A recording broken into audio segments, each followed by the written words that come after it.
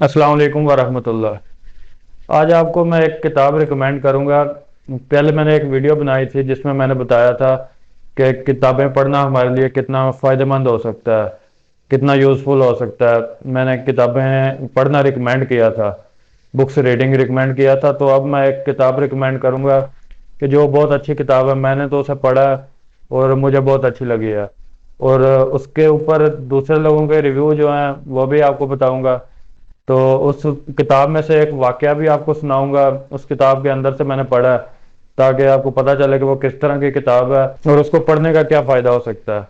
तो चलें, पहले मैं आपको किताब का नाम बता देता हूँ, किताब आपको दिखा भी देता हूँ। ये कलम के आंसू किताब है, इसका नाम है कलम के आंसू। तो ये स्क्रीन के ऊपर वैसे भी मैं दिखा देता हूँ आपको। तो इस किताब में से जो अब मैंने आपको वाकया सुनाना है वो सुनाता हूँ। इसमें एक वाकया है, 1984 में एक बंदा एक वाकया सुनाता है।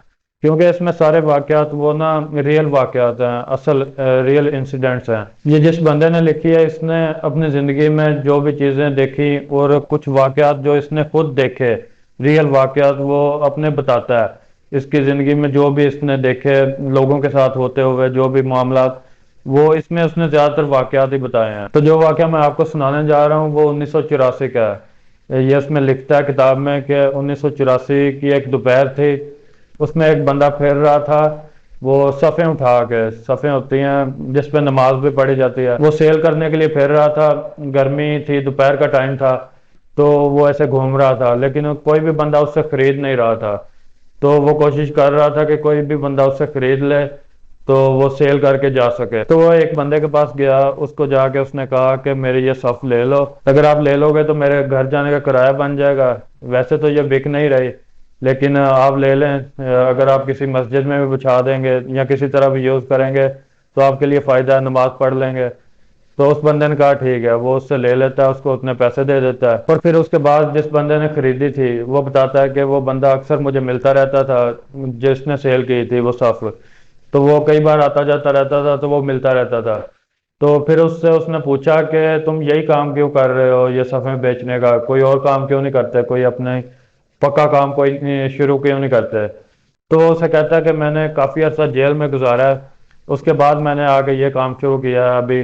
तो उसके बाद देखूंगा कोई और काम करूंगा, अभी फिलहाल यही शुरू किया है। और फिर उसके बाद वो अपने साथ होने वाला एक वाकया बताता है, जेल का वाकया। जेल में जब उसका टाइम गुजरा, वहाँ वो बताता है कि एक 70 साल का बुजुर्ग था। तो उसके बारे में वो बताता है कि वो हर टाइम रोता रहता था, और वो इतना ज्यादा रोता था कि वो उसकी हिचकी बंद जाती थी। जब भी वो रोता था बहुत ज्यादा रोता था और उसके आंसू बहते रहते थे। और हम उससे पूछते थे कि आप किस वजह से रो रहे हैं, क्या वजह आप इतना ज्यादा रोते हैं, आपके साथ जिंदगी में क्या हुआ है, कोई बहुत ही दुख भरी कोई दास्तान लगती है आपकी जिसकी वजह से आप इतना रोते हैं। तो कहता है हम उससे पूछते रहते थे, लेकिन वो बताता नहीं था। वो जो बुजुर्ग था वो कभी बताता नहीं था कि क्या मसला है, क्या हुआ था उसके साथ। फिर वो कहता है कि एक दिन हमने बहुत जबरदस्ती, मतलब बहुत ज्यादा जिद करके, बहुत इसरार करके उनसे पूछा, तो फिर उन्होंने कहा कि चलो मैं बताता हूँ। तो फिर उन्होंने अपना वाकया बताया। उन्होंने बताया कि मेरी दो बेटियां थी, उनकी वालदा जो है वो वफात पा चुकी थी पहले से। तो दो बेटियों की परवरिश मैंने की, खुद ही उनको पाला, बड़ी हो गई, जवान हो गई। और कहता है कि मैं गांव का चौधरी होता था, एक गांव का चौधरी था मैं। तो जब वो जवान हुई उसकी बेटियां, तो वो कहता है कि मुझे उनकी शादी की फिक्र हुई कि दो जवान बेटियां, अब इनकी शादी करनी चाहिए। तो वो कहता है कि मैं रिश्ता देखने लग गया। तो पता चला कि साथ वाले गांव में एक चौधरी है, उसके उसकी भी उसके दो बेटे हैं, और वो भी अभी उनकी शादी होनी है। तो कहता है कि मैं उसके पास चला गया और जाके उसके साथ रिश्ते की बात की और अपनी बेटियों का रिश्ता उसके बेटों से तय कर दिया। तो कहता है फिर वक्त तय हो गया कि फलां दिन को, फलां तारीख को शादी होगी। तो उस दिन वो बारात लेके आ गए हमारे घर। तो वो कहता है कि फिर जब वो बारात लेके आए उसके बाद उन्होंने जहेज की बात की, मतलब उनको पता चला कहीं से कि ये बंदा जहेज नहीं दे रहा कुछ भी। तो वो कहता है कि उस चौधरी ने मुझसे बात की कि तुम जहेज क्यों नहीं दे रहे। तो वो कहता है कि तुमने पहले तो कोई बात नहीं की थी। वो जो चौधरी था पहला, जो जेल में है बंदा, वो बुजुर्ग जो है, वो बता रहा है कि वो कहता है मैंने तो आपने तो मुझसे कोई बात नहीं की थी इस बारे में जहेज की।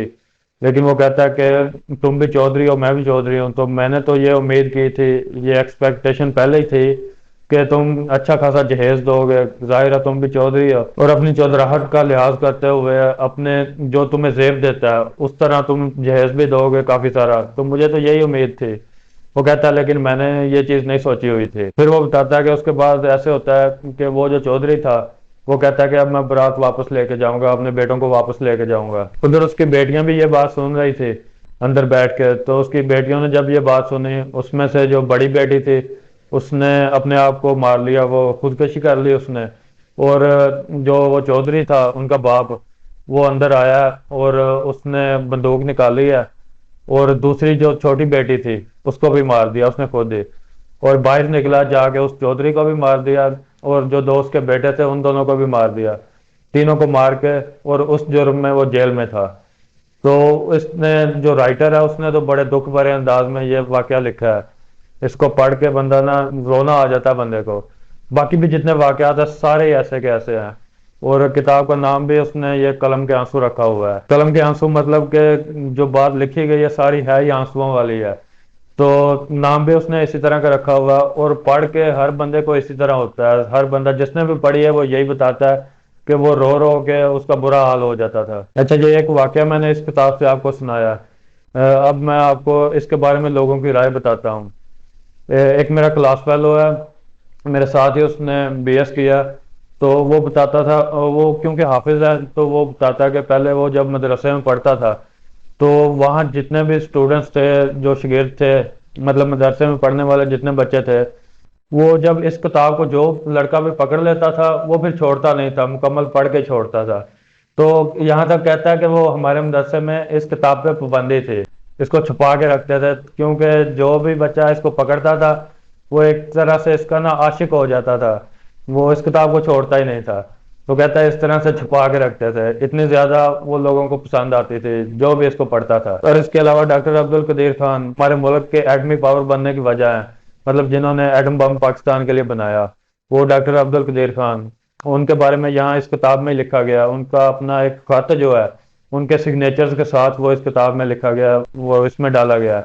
تو اس میں وہ لکھتے ہیں کہ میں نے جب اس کتاب کو پکڑا تو اس کو مکمل پڑھنے تک میں نے چھوڑا ہی نہیں، پوری کتاب پڑھنے تک کہتے ہیں میں نے چھوڑا ہی نہیں۔ اور وہ کہتے ہیں کہ اس کو پڑھتے ہوئے انہیں اتنا زیادہ وہ رونا آیا تھا، اتنا زیادہ وہ ان کے اوپر رکت طاری ہو گئی تھی کہ وہ خود کو سنبھال نہیں سکتے تھے، اور وہ کہتے ہیں کہ ساری کتاب انہوں نے پڑھ کے پھر ہی چھوڑی ہے۔ تو ڈاکٹر عبد القدیر خان کی زبانی بھی یہ چیز انہوں نے بتائی ہے کہ ان کے ساتھ یہ اس طرح سے ہوا کہ جب انہوں نے یہ کتاب پڑھی تو وہ کتنے جذبات میں وہ ڈوب گئے تھے۔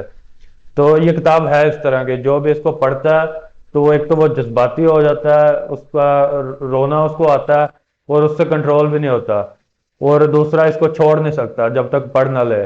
تو یہ کتاب اس طرح کی ہے، اس لیے میں نے کہا کہ آپ کو یہ کتاب ریکمینڈ کر دوں۔